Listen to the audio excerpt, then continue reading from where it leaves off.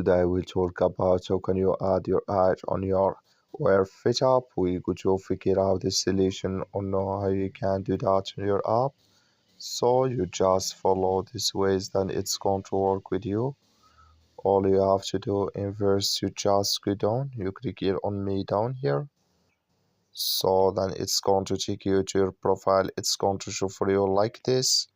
You click here on your name or photo profile. Then it's going to take you to next pair. It's going to show for you like this. Click here on height here.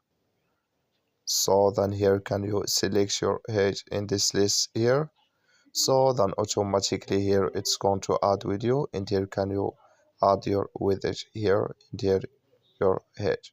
So that's all you have to do. That's all. Thank you for your watching. Don't forget to support us by like and subscribe. You just follow these ways and it's going to work with you.